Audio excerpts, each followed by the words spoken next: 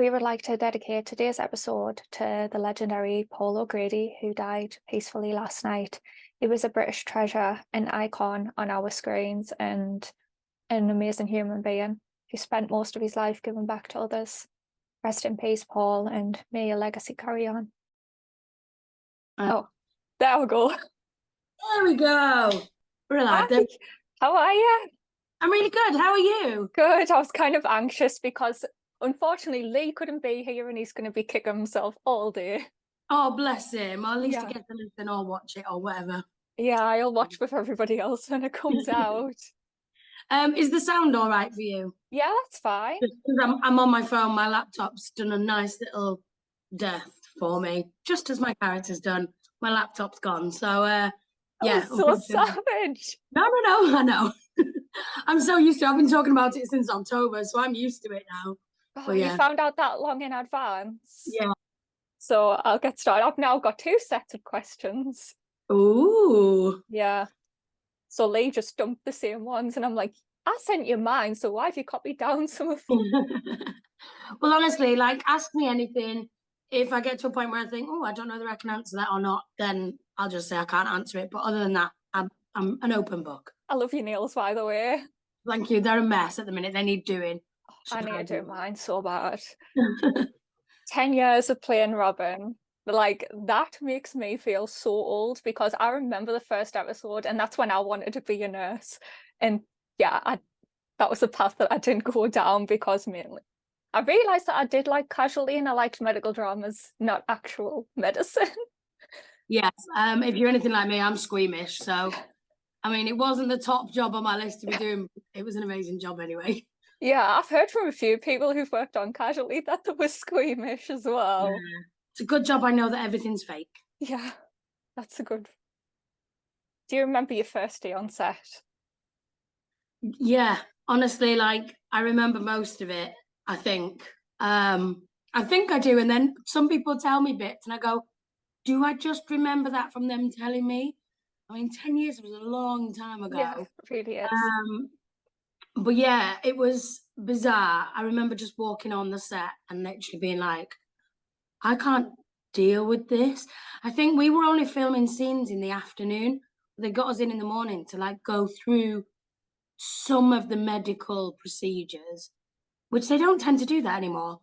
But they went through some like bits and bobs that we'd be doing because there was 4 of us all starting at the same time. So yeah, it was strange. And then to like walk down the corridor and see, like, I think one of my first scenes was with Suzanne Packer, who played Tess, and like I've loved her for years. And Sinetra Saga, who I adore. And like for those people then to become my friends was just insane. But yeah, to walk on that set for the first day was unreal. Yeah, I can just imagine it. Like, I know what I'd be like if that happened to me. I would probably freak out. Oh, the heart palpitations. And I was genuinely, I think I've said this in an interview before, that like I felt like they were going to find out on that first day that I couldn't do this job. So I'd end up just them going, no, that's it. We're not hiring her. She's not doing it. And I think that was my fear for like the first couple of weeks of going, they're going to find out I can't do this. Yeah. But so it was fine. How was the casting process? Do you know what? It was really nice. I had my first. There was somebody else in the room, and I still can't remember who it was. But Nikki Wilson, who was the executive producer at the time, she was in the room, and she shares a love of musicals, the same as me. Like, I am musical obsessed, and she just. That's all we talked about for ages. We talked about musicals. I did the Les Mis film, so we were talking about that. She was asking me how that was. And it was amazing. The fact that like I just had this connection with her and we were chatting and she just made me feel so at ease for my first like big TV audition as well. Really, like for a primetime TV show, me going, oh, this isn't just for a guest artist. Not that there's anything wrong with that. This isn't for a guest artist. This is for like at least a 6-month contract, or what I thought was 6 months at the time. But it was lovely. And then I did I did that audition, and then I went on holiday with my mum and dad. And I remember on holiday going, I really need this job. I was working in London at London Dungeons at the time, which I still have some best friends from that job. But that was one of the most difficult jobs I've ever done. And I was tired, and I was like, I didn't want to live in London anymore. So I was like, I really do want this job. Try not to put pressure on it.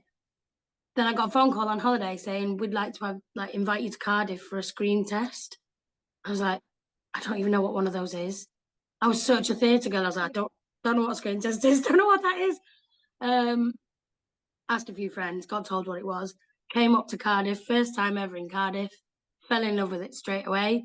First time staying in a hotel room by myself. First thing you do is jump on the bed, obviously. Yeah. And then, just went and did the screen test. And we had Johnson, who is now the exec producer. He was directing our first episode, so he was doing our screen test.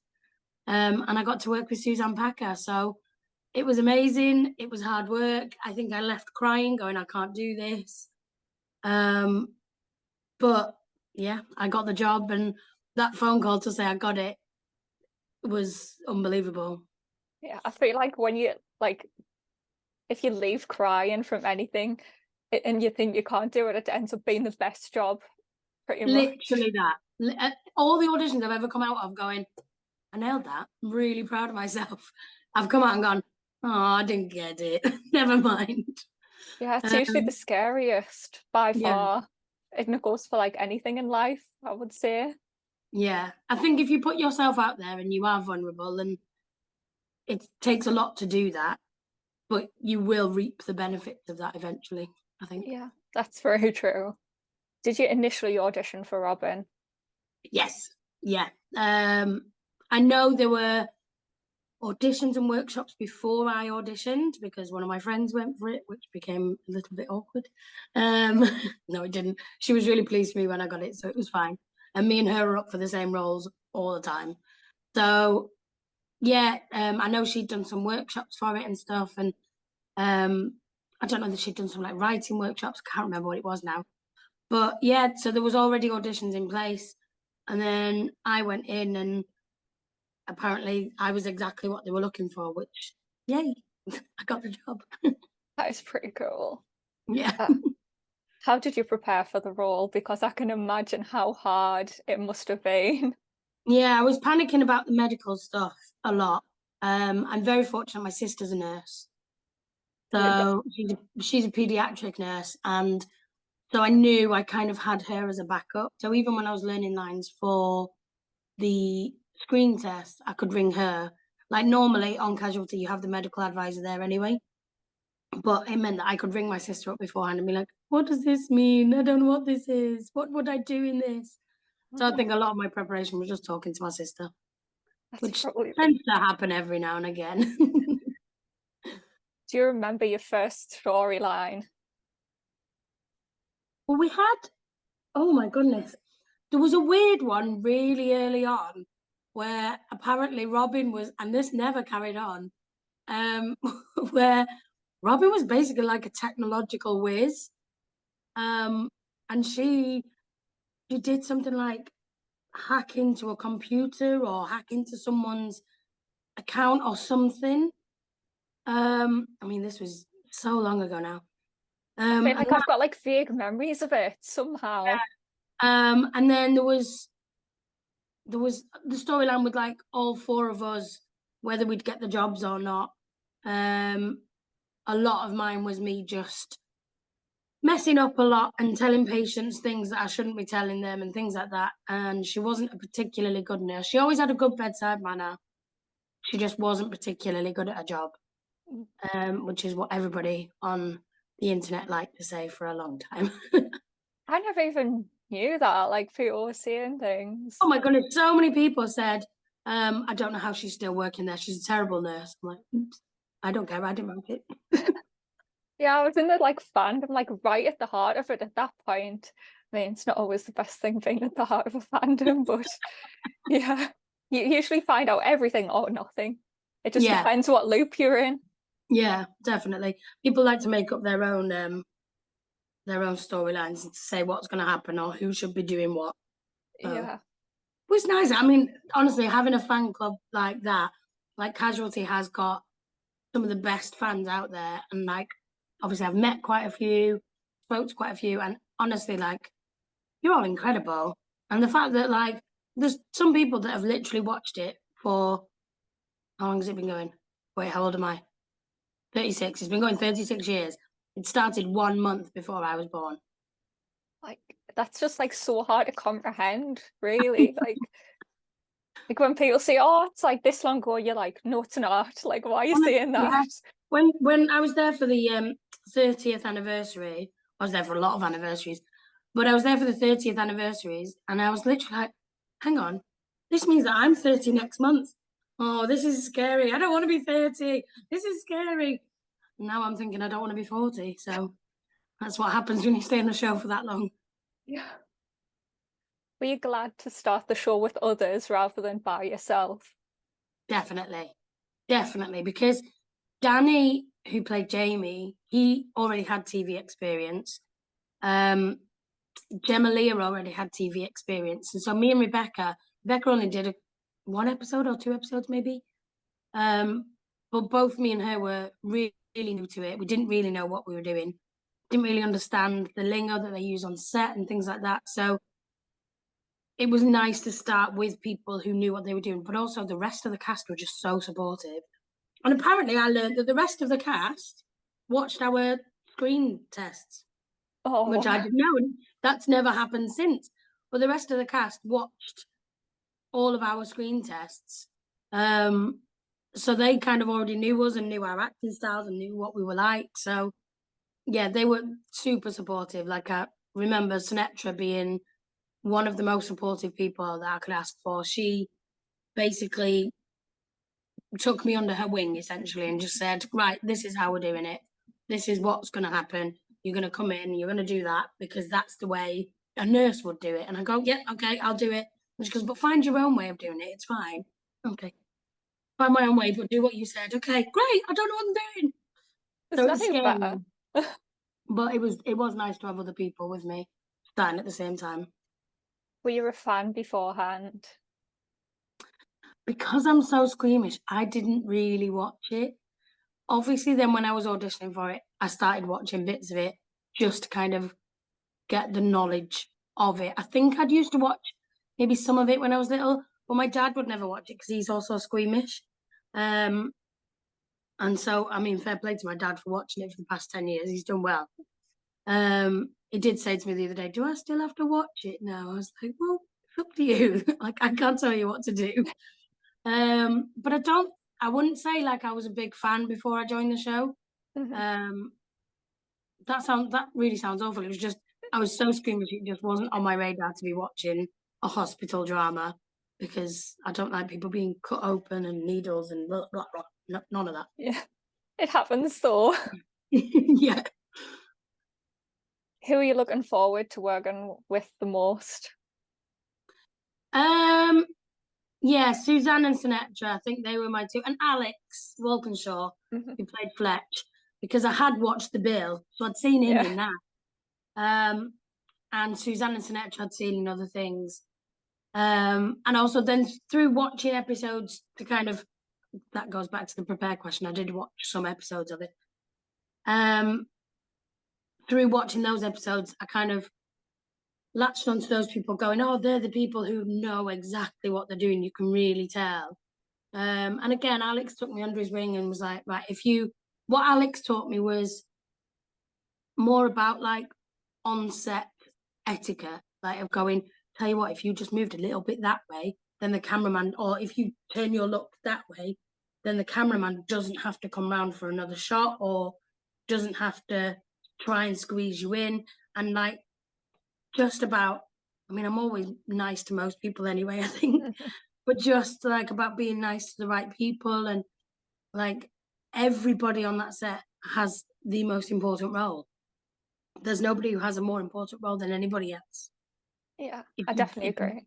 if you didn't have all those roles, you wouldn't make a TV program. So Yeah. I think it was a definite kind of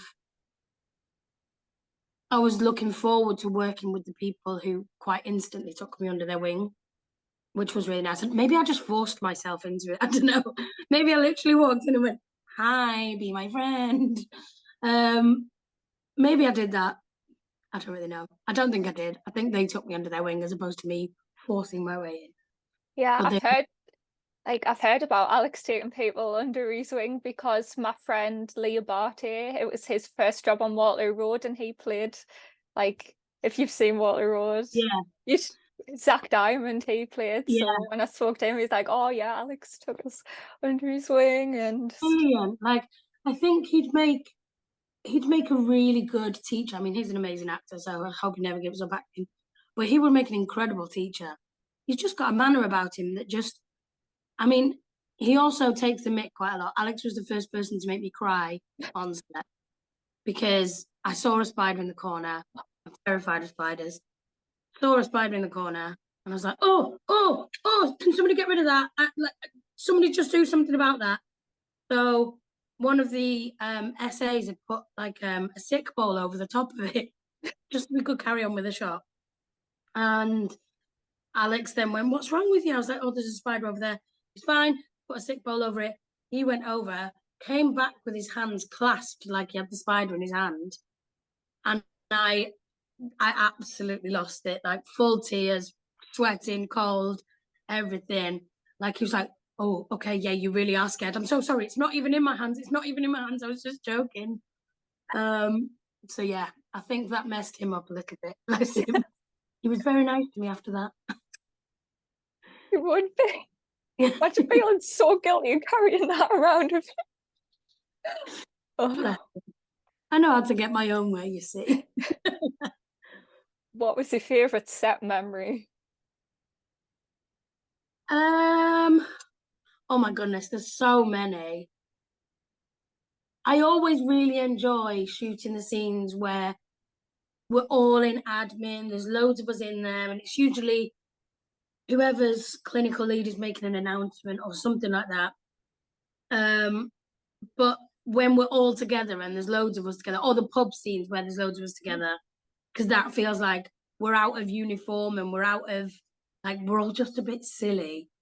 And that's usually when the first AD gets really annoyed at us all. But they're like my most fun times, I think. Yeah. I mean, specifically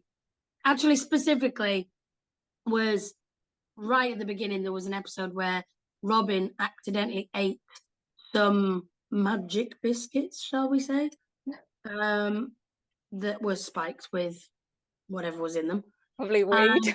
Yeah, I didn't know whether I could say it or not, so you said it. No filter. And like I had to just sit on the bed and laugh and giggle. And I remember my line was like, "Oh, Tess, you're so shiny and lovely." And even now it makes me laugh because Suzanne couldn't stop laughing because I was laughing so much. And Danny was getting the giggles next to me. But it was okay if he did a little bit. But like just that, that descended into chaos because none of us could hold it together. So that was probably one of my most favorite scenes. I love memories like that. Yeah. But then I love all the location stuff. I literally loved being on location. I was a different person on location. I was always like, "I'm free. I'm out of the studio. I'm free. I don't know who I am anymore." And it always meant that if you're on location, it was usually something exciting. You're doing a bigger storyline or like a car crash or something, Yeah. which I've had my fair share of. So yeah, the location's always really good fun. And it's free food on location. So I won't turn that down ever. Do you wish they kept the characters' Twitter accounts? Because in the beginning, each character had a Twitter. Yeah, I had a Twitter and a Facebook. I had the Twitter and then I had the Facebook and Instagram. And that kind of all, the Twitter, I don't know how long that lasted. That was a couple of months, was it maybe? Yeah.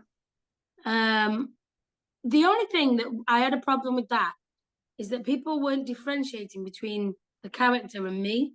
Yeah. So they would be tagging the character and stuff and saying like really nice things, which obviously I'd love to see. but because they tagged the character and not me, I didn't ever see it. Yeah. And then people confusing me for actually being a real person called Robyn. I was like, no, I'm just an actor. Like, it's very confusing. So I was a little bit glad when that kind of finished. And also it was usually on my lunch break when they'd go, can we just go and shoot some photos outside and pretend you're in Paris? Go, where's my lunch break? I'm tired. But yeah, I mean, they worked well for what they were supposed to do. I think they were trying to get a bit more down with kids. Yeah. Because I think everyone always thinks that everybody is who's in on a Saturday night, and our kind of main demographic does tend to be like slightly older, like 50s and above, and then we tend to get like the teenagers who are in school who just want to stay up a bit later on a Saturday. So I think they were trying to get more of a younger vibe going Yeah. by bringing young people in and doing the Twitter and stuff. So yeah, there was definitely a lot because most of who I was surrounded by were all like around my age, even though I was probably like 12 and 13 at the time. now you're making me feel old. No, I feel old all the time. Well, you're It's still like, younger than me, so it's fine. it's just crazy to kind of look back in some of the things that I'm still like, I can't believe I did that. I created something which nobody believes us on, and then they literally booted us out of the fandom. Yeah. Dude, who did that? I'll have a word. So when Connie and Jacob got together, or before they got together, I created a shipping video of them together and named them Johnny. And then everyone took saying that Johnny was theirs and they created it, even though I created the original video. I mean, it's a lovely thing to claim that, isn't it? Are you really proud of yourself? It's so embarrassing. It's still on my YouTube and it still gets like thousands of views. There you go, see? And but I do think like there's got to be so many people out there who have come up with their own theories and things like that. Well, yeah, if you were the OG of that, then claim it. Absolutely claim it. I just leave it for now. Just hidden at the bottom of the YouTube channel. It'll just keep going further down, so I just got bored, I guess. Hey, no, you came up with something that actually happened, so you know. I think it was mentioned in an interview once as well. Oh, there you go. See? Yeah. Oh, Jim, you created it. I'll go with that. Yeah. Hashtag Johnny, even though it never lasted. Oh, sad times. I know. Does learning medical jargon become easier over time? Yes and no. It does because you are repeating words. And the amount of repeat kind of storylines I've almost done, like not repeat storylines, but repeat kind of operations or like medical. We call him Medical Nick. Nick, who was our medical supervisor, who is called Medical Nick. Honestly, I wish I could just call him Nick, but I can't. It's Medical Nick. He used to just turn around to me, like if there was a certain, I don't know, if we were doing CPR or if like airway or like using the laryngoscope or something like that, he'd just be like, you know what you're doing, you're fine. So he wouldn't even bother with me. So that's always quite nice that I knew I must have learned some of the medical stuff. But there are certain words that every time I'll be like, please don't make me say that. Please don't make me say, can I not just like one word? And if I say it slowly and not in a big, fast, long sentence, respiratory. The simplest word, really. Do you think I can get that out on screen? No. My whole body goes, you can't say this. So I end up just going like, can I not just say breathing, please? No, you can't say breathing. And well, what was the first one I kept tripping over was epistaxis, which means nosebleed. Yeah. I kept going, please, can I just say nosebleed? Go, no, you're a medic. You wouldn't say nosebleed, you'd say epistaxis. I'm going, but I want to say nosebleed. It's easier. Yeah, I feel like it becomes a tongue twister eventually, like when it's put in a sentence. Like I know when I was doing a line the other week in like a short film, I could not say it. It was just so long. Like I can't do it. It's just become, especially if you do a scene over and over and over again, which sometimes you have to do, understandably. The words just don't mean anything anymore. And it's just a bunch of sounds. Then you go, have I said that line already? And I kind of get the same if I've sang a song quite a lot. I get to the point where I go, did I sing that verse? Have I sang that yet? Did I sing that bit? I don't know where I'm at. And it does become easier, but then the more you do it, they just become sounds. They're not even, there's no meaning to it anymore. So then you're right, can I just take a 5-minute break, go and speak about something else, and then come back, and then I'll be fine and I'll be fresh again. Yeah, it's just like a disassociation from reality in a way. It's like if you say the same word over and over, if you say banana over and over again, eventually it doesn't sound like the word banana in your head. It's just weird how it works. Yeah. What's your best advice on learning lines? Find a way that suits you, because the different people learn lines very differently. I know there are some people who will start the week knowing everything that they're going to say all week. I can't do that. The best way for me to learn lines is by actually doing what I'm supposed to be doing. So I didn't stress about, I'd always like I learned them the night before, and I'd have read the script a couple of times anyway, so I'd be familiar with it. But I'd read them a couple of times the night before so that I vaguely knew it, kind of. But once you're on set, you get so many kind of goes at it, really, because you get like you'll do a line run, then you'll block it maybe once, maybe twice, maybe even 3 or 4 times if it's a long scene, and then you get a camera rehearsal, or you do crew show, then a camera rehearsal, then maybe another camera rehearsal, then you'll shoot it, then something will go wrong, so you'll shoot it again. So by the time you've done all of that, you've had a good 7 or 8 goes minimum of being able to say that line anyway. So by the time you've done that, it's usually in your head. But lots of people learn lines very differently. For a while, when I had quite a lot to say, I was trying to do the old school like revision technique where you sleep with a book under your pillow and you I've hope never that done by that. osmosis it goes in. So I tried that. That didn't work. But I do tend to learn better on the floor once I know what my physical actions are and how other people are going to say it as well, because that can affect how you're saying your lines. And also, even when we get onto the floor, onto the set, it's not always the same anyway. Lines do change. Yeah. So I don't like being dead set on what I'm saying, because otherwise I won't be able to change it. So kind of quite a bit loose with learning my lines, but not in a bad way, in a good way. Yeah. I'm like that. I've got 2 scripts on the floor to learn, and I'm just like, no, I'll just wait. I'll just wait until like the week before or a few days before. It doesn't matter. My worst is trying to learn lines if I've got nobody here. I live by myself, so if I've got nobody here, my worst is I'll just sit and read them and then be like, I actually don't know these at all because I've just read them. So it usually helps to get somebody else to read in with me. To bounce off usually, because it's hard to read other people's lines as well. Yeah, it is. It is. Otherwise, you end up learning theirs, and I don't need to know yours, really. Yeah, you just Know a need to few learn words. the end. Just when Yeah, yours exactly. comes easier. Please make sure you say that word, otherwise I won't say my line. What has been your favourite storyline on the show, excluding Robyn's? Oh wow.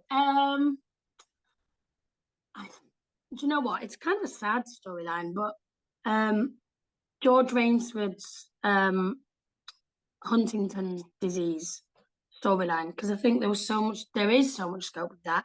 I know he's left the show, but unlike me, there's room for him to come back if he wants. And I think he's just played it so well, and it has filtered into every little storyline he's had, or big storyline, but it's filtered into everything that character decides. And I think that was just a brilliant, because not that many people know about it either. People know about Parkinson's a lot more than they do about Huntington's. So I think it was a great awareness thing. And also George is just brilliant. And also like, I love all of the big stunts we've done, like the Max and Zoe wedding with the boat on fire. I remember crying my eyes out at that. I love filming that. We were in the middle of Cardiff Bay, like on the barrage bit at the back. We're in the bed. The boat was about to get blown up. Everyone was like, right, everybody needs to stand back. We were shooing swans out the way, so we knew that they were safe. We had people in the water, like, shooing the swans out. We were trying to lure them with bread at like 3 o'clock in the morning. This wasn't even like during the day. This was at night, well, morning. And yeah, and then the bomb went off on the boat, and we were all like, hang on, Dylan's supposed to survive this. That's a really big explosion. But yeah, that was a fun kind of week of all of us being, even though the location was literally 10 minutes walk away from the studio, it just felt really different. None of us were in our uniforms. We were all out and about. It was night shoots, so that always feels different. So I think that was a really good storyline. Yeah, I remember the reaction on Twitter. It was just like every second I'd just update, and I'm like, oh, here we go. I'm like, what's going on? The reaction we caused by just the explosion on the boat, like, people were calling the police to see what had happened. God, Oh, it was just Casualty filming, sorry. I can imagine people seeing anything like, what? Yeah. I mean, a big loud explosion in the middle of Cardiff Bay at 3 o'clock in the morning. Yeah, it's going to ask some questions. Yeah, I think that would scare a lot of people as well, being waking up to that. Exactly. World War III. Exactly. What's going on? What's going on? What was your favourite Robyn storyline? I kind of liked the kind of unrequited love between Robyn and Lofty. I always thought that was really cute. I always felt really sorry for Robyn. Like, me and Lee are really good friends anyway. Who played Lofty. And I always felt really awkward because I was like, I don't like doing these kind of scenes with you. You're my friend. I don't like it. But it was just such a sweet storyline. And I think it was so nice to play. And like, I love working with Lee. And then all the stuff with Glenn, I think I really enjoyed. Not so much the giving birth on a gravestone. That was cold. But again, like, the whole Glenn storyline played out over such a long time. And I loved working with Owen. He was brilliant. So I think that those two kind of, I quite like doing, because you don't always get, I'm very aware of my castability. I'm not going to be your leading lady. I'm not built like that. I don't sound like that. I don't act like that. So for her to get all the storylines that are about romance, I just think is brilliant. The fact that, like, she gets the guy, and I mean, I don't know if you remember the blood bank guy. She went on like a couple of dates with him. Yes. Oh no, I can't think of his name in real life either. And he was so attractive that even I got really giddy on set. I was just like, I don't know what to say to you. And he was my first ever on-screen kiss as well. Oh. So, and he was really good looking. I was like, I will take this. Can all the rest of them be like that? A win. And they went. Is there anything you learned on the show that you didn't take away with you? There's a lot of medical things that I would kind of be better at now, as in, like, if I saw somebody on the street that had fallen over, I'd kind of know what to do, like with not moving them and things like that. Things that I probably should know that I didn't know before Casualty. There's a lot of illnesses that are like really bizarre is the wrong word to use, but the really ones you've never really heard of. Like obscure. Yeah, I then convince myself that I've got them. Yeah. I never go to the doctor about it. I know I've not got them, but I convince myself that I've got them. So yeah, I know how to, like, spot the weird things like that sometimes.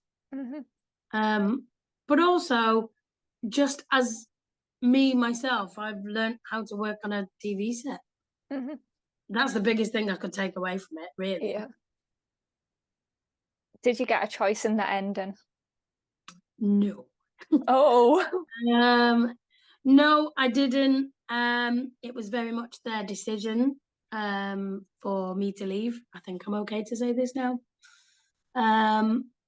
it was their decision. Their reasoning was they needed a character who was really well loved to go to kick off the nurses' strike, to kick off all the rest of kind of Jacob's storyline now, which I can't even tell you about because I don't know anymore. I think he's left, you know. I didn't catch up on last week's, but I think he's gone. I think he's just left. He did post something about leaving, but I didn't.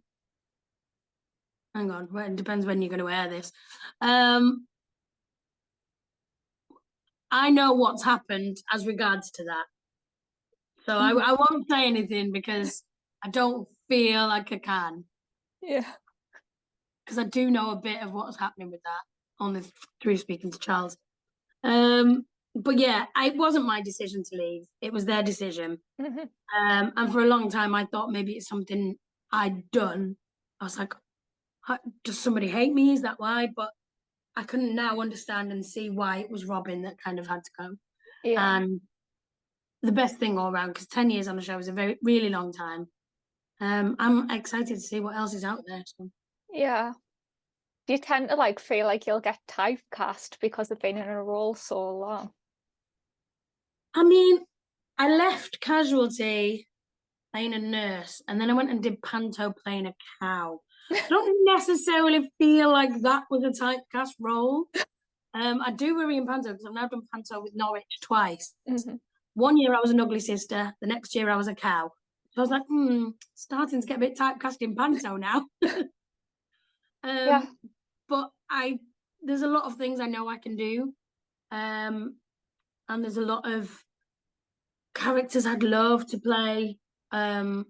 Some that have been written, some that might not have been written yet. So yeah, there's just loads out there. I might not get typecast, but chances are, as a northern kind of nice person, I think that's what I'll get. Yeah. Cast as. What storyline would you have wanted to explore if you could have chosen?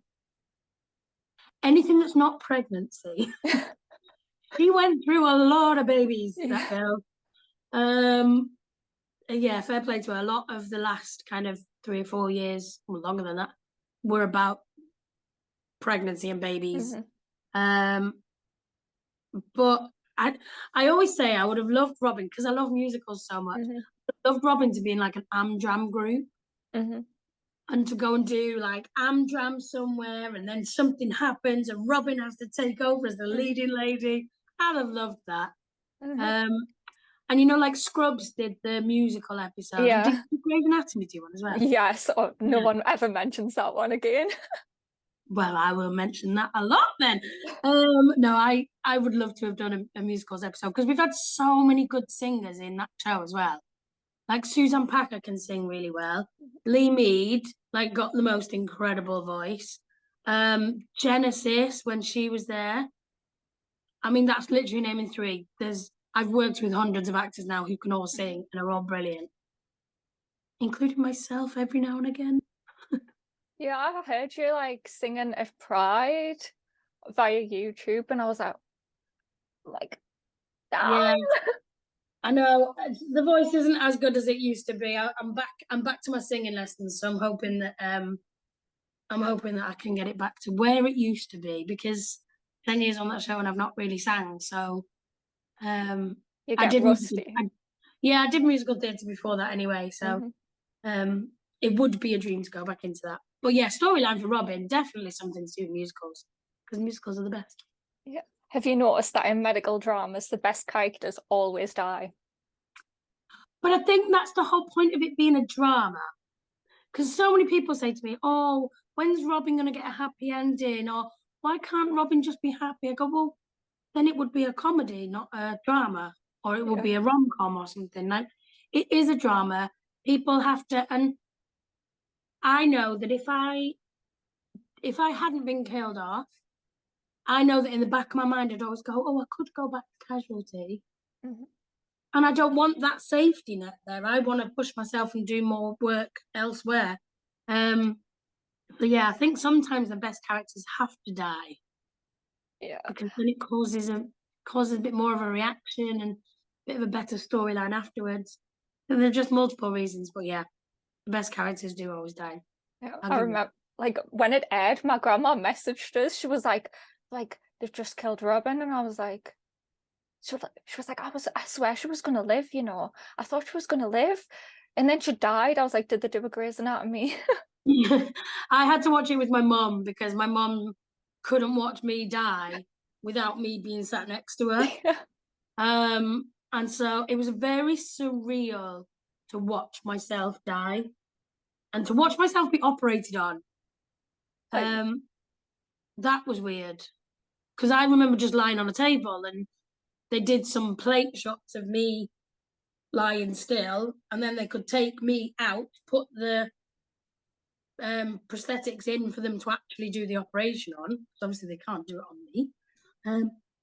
But then, so I didn't really see any of that. I was in a different room. I didn't even get to see any of it. So it was really interesting to see. What is next on your journey? I have no idea. And you know what? In all honesty, I've really enjoyed a break. A few auditions for different things, but I've got some things in the pipeline that wouldn't be for a while. But I'm really enjoying the break. I'm getting to spend time with my family, which I haven't been able to do. My family are up in Manchester, and because of Casualty, I live in Cardiff. I'm really appreciative that I've got the time now to go and spend time with my nephews and my mum and dad and my sister, my gran. And yeah, so I think I'm still happy on a little break, but who knows? If anybody's listening and wants a little unemployed actor, then they can have me. I stopped using Twitter a lot when, I don't like to bring it up, but the whole mastermind thing. I remember I had some really nasty comments on Twitter. Really? And I basically got told to end my life by a lot of people, and I got told a lot of really nasty things. So I kind of came off Twitter for a bit because I was like, I don't get this on Instagram. People are relatively nice on Instagram. Yeah. So I kind of came off Twitter. So Twitter, every time I go on it, I'm always a bit like, hesitant, saying, but I will go on Twitter and follow you back. Thank you. Not a problem. And tell Lee that I'm really sorry that he wasn't here today. Yeah, I will. He's just Where is he ill? What's wrong with him? He got a surprise appointment just an hour before the Zoom, and he's like, I can't do it. I was like, can you not cancel? And he's like, no, they won't let us cancel. So he's like devastated. Oh, bless him. No. You should have messaged me. I could have changed times. It was just like short notice. Let's not say that now, otherwise he'll be sad that he's missed it now. But yeah, give him my love. I will. And I hope you get so many more actors on here. Brilliant, I think. And the nicest thing about this is that I'm in my own home. I don't have to go anywhere. Yeah. And yeah, I'm happy to talk about this. It's never a problem. Yeah. And yeah, I'll follow you on Instagram and Twitter, and then when you like put it out there, I can reshare it and stuff. Thank you so much. All right, not a problem. Right. Have a lovely rest of your day.